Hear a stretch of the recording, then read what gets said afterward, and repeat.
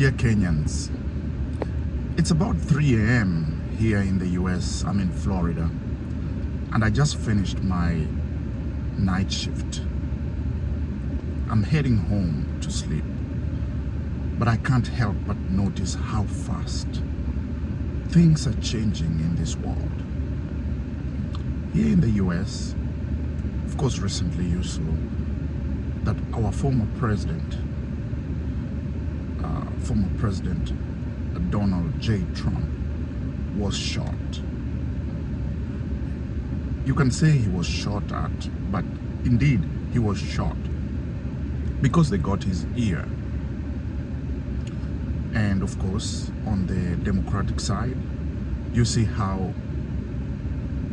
the front runner, the current president, President Joe Biden, is getting the pressure to leave the race because of his age. I will make a video about that and my opinion about it in a few days or maybe next tomorrow. But today I want to talk about the developments in Kenya. Things are changing real fast. The Gen Zs have taken the country by storm. The Gen Zs have held President William Ruto in a tie, if you'll allow me to use the word, they've held him by the balls. Because he has already given in to things that no other president has ever given into.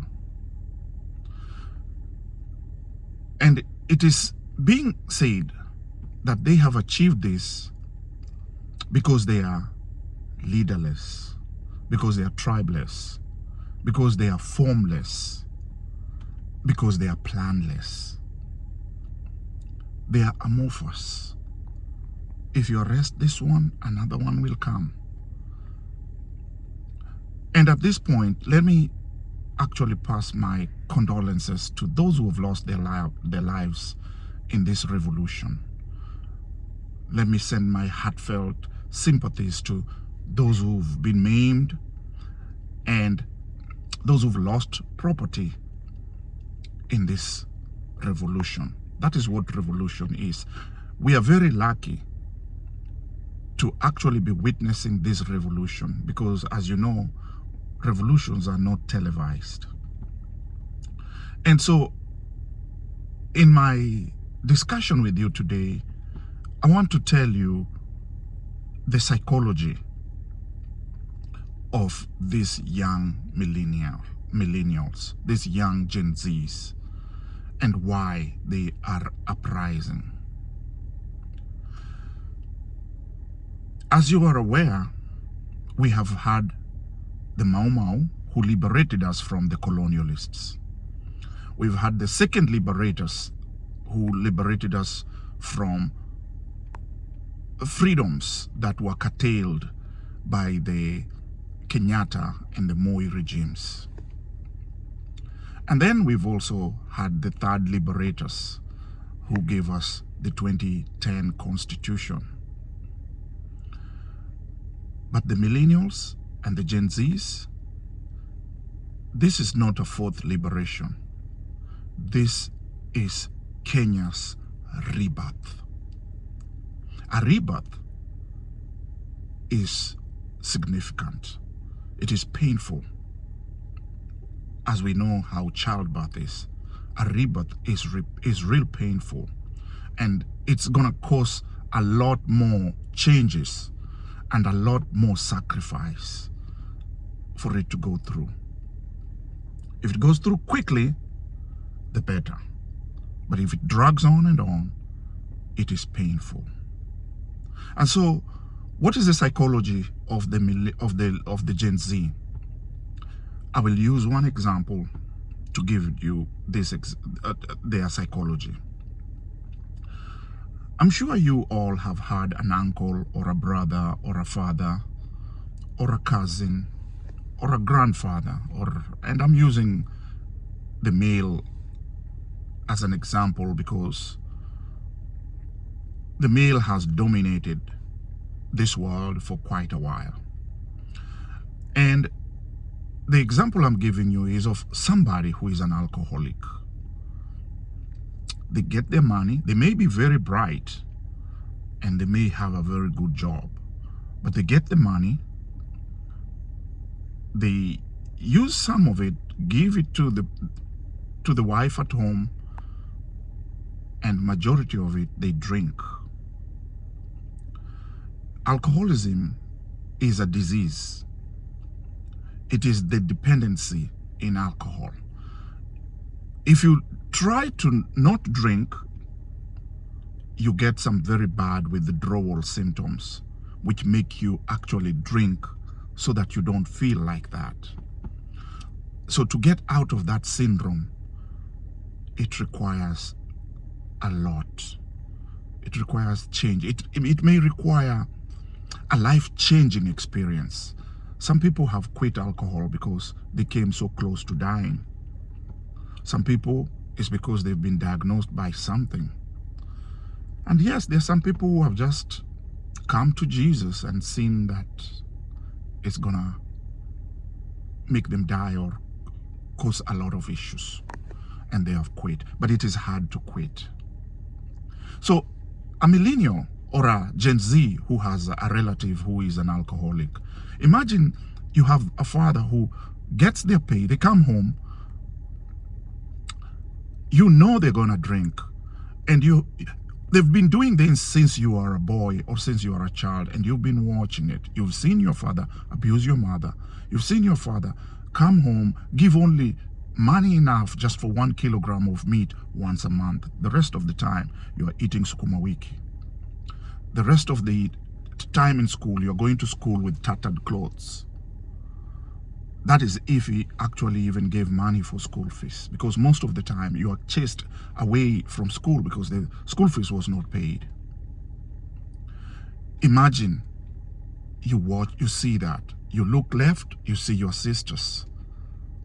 You look right, you see your brother, your young brother. And you look ahead, you see your mother. You see all those years of abuse. And here, now you've come of age. Maybe you are 17, maybe you are 18. And God has blessed you with good muscles. You're looking good. Maybe you played soccer. Maybe you are a boxer.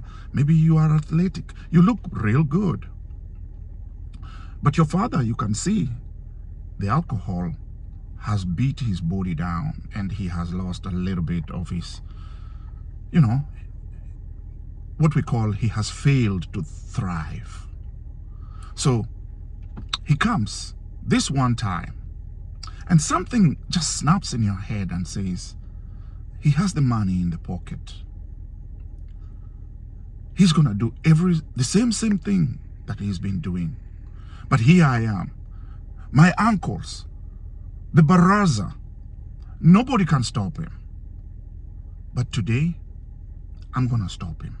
I'm gonna take that money and I'm gonna tell him, Dad, you giving that money to me, and I'm gonna be the manager.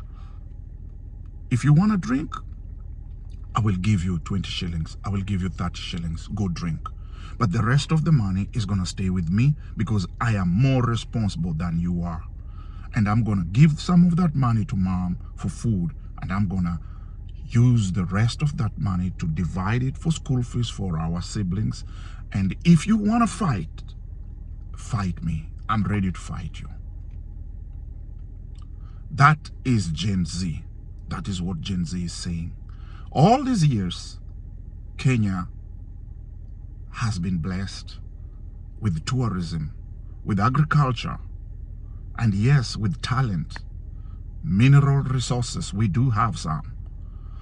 And the leaders that we have entrusted with power have mismanaged the economy. Jomo Kenyatta mismanaged the economy. He allowed it to grow some.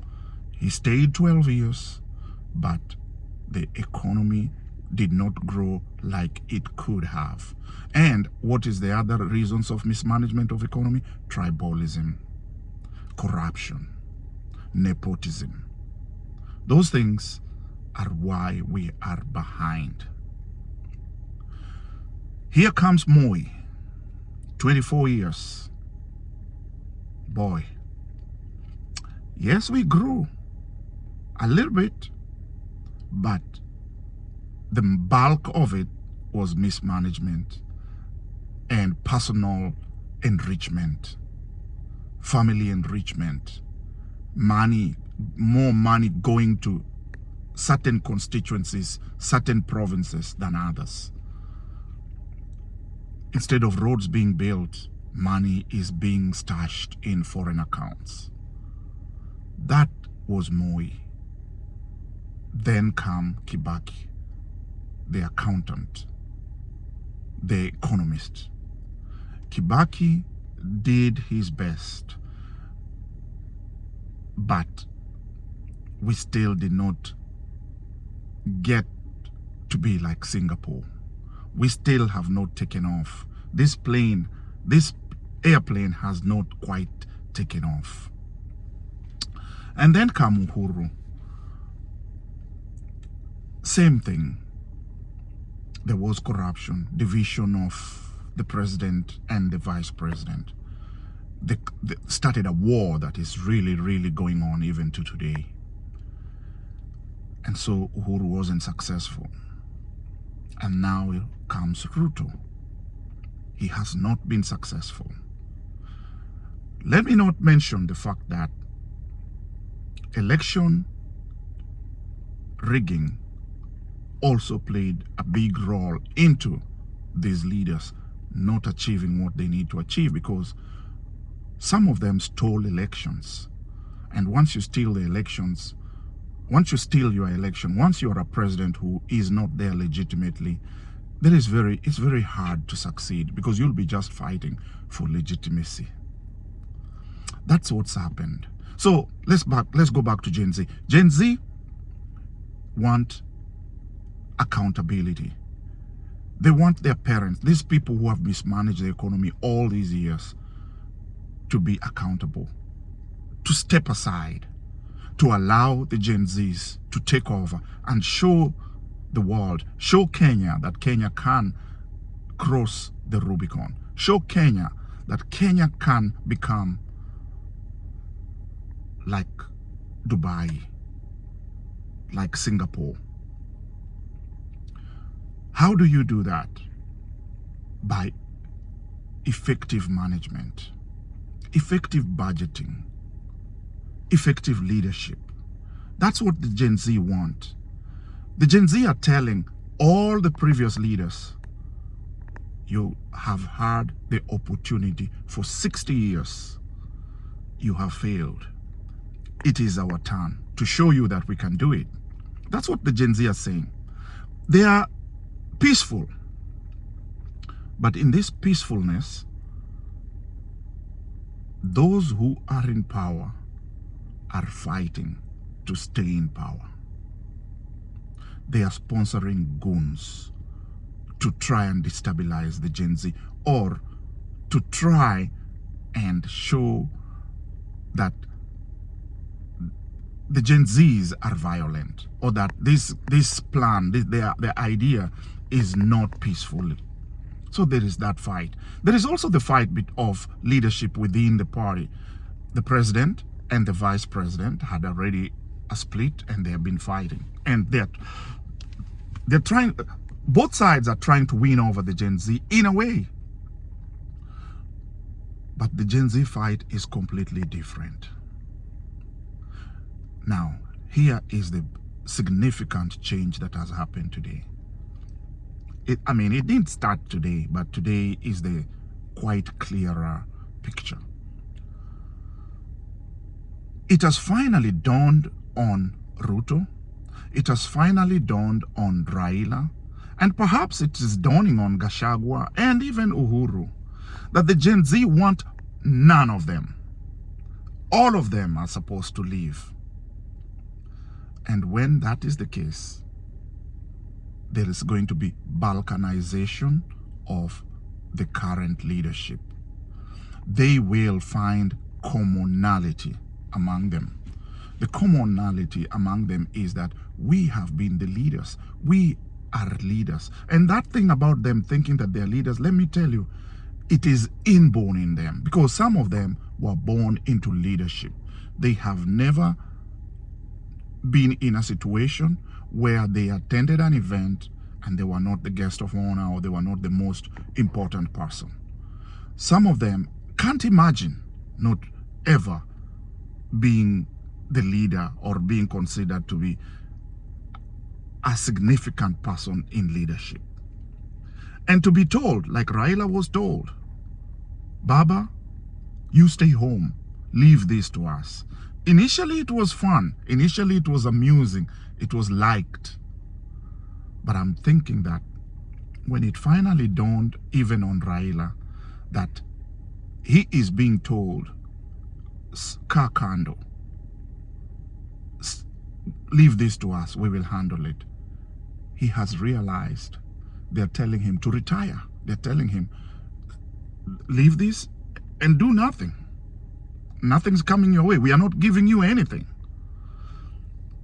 Ruto, it has dawned on him, for him to give up and stand down on this finance bill, and for him to dissolve his cabinet, Ruto already knew that his days are numbered. Gachagua knows that if they don't want Ruto, they will not want Gachagua. And of course, we know Uhuru is retired president. He knows there's no way he'll come back. These people know that Gen Z don't want them. So what is going to happen? Raila has indicated that he wants to work with government. Then on the other hand, after being showed that that's not what the popular opinion is, he went in and said, no dialogue, no dialogue. But privately, if you know Raila like I know him, he has realized that there is nothing in this revolution for him. And rightly so. This revolution should be for the young people. The young people should take over and become what they want to become. But Raila has realized, no. Why? Why has Raila changed?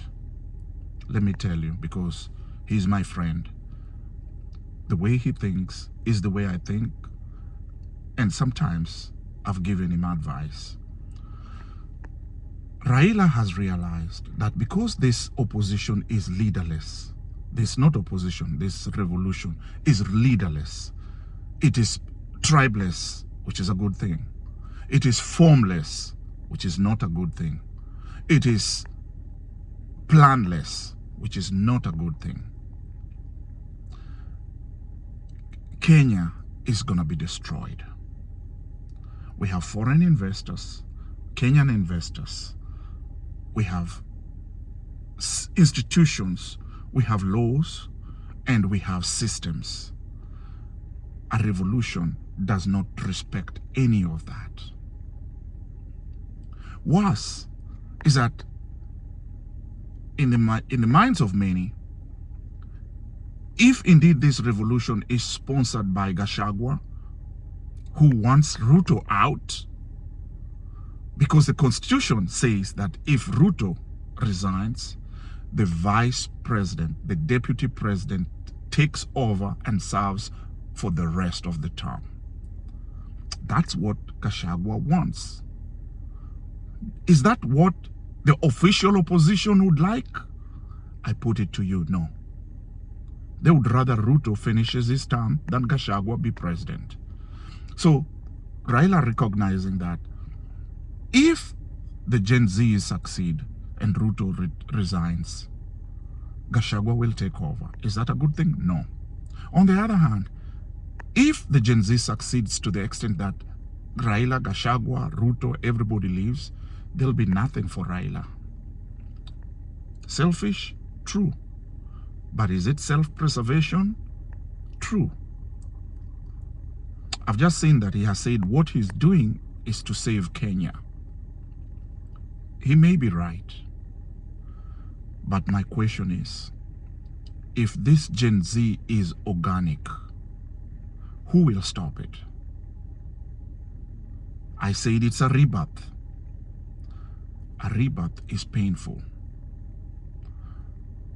Any woman who is in labor prefers that it doesn't last long.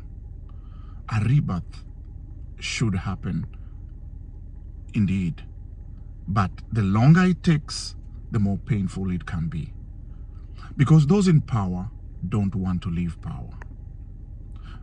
Those who are in this Gen Z revolution, who are indeed peaceful, don't realize how hard it is for those who are in power to give it up.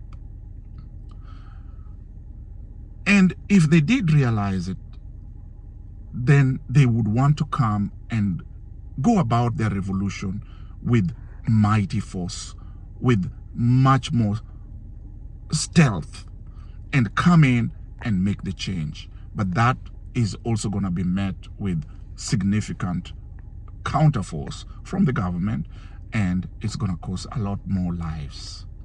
So we are in a crisis. I have said before, we had been in a crisis since we did not have an electoral commission. The crisis started then. We have been in a crisis because of the situation of the election. It wasn't conducted well. There was no very clear winner, and I'm not going to go into all that. But right now, I'm just telling you, Kenya is at a rebirth stage. Is it going to end well? Raila has decided to join government to stabilize Kenya. I don't know your opinion.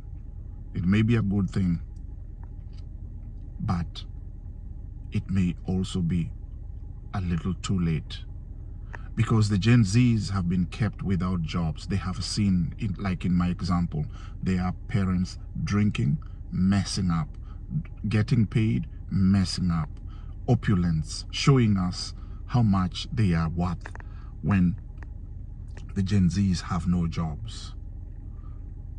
So, is the old guard gonna continue to rule the old-fashioned way, or is the new Gen Zs gonna take over? Get your popcorn, if I may use that, or take caution. When the frog in front falls in a pit, take caution. It's gonna be a little rough before it gets better. But how long it will take, I don't know. Cheers.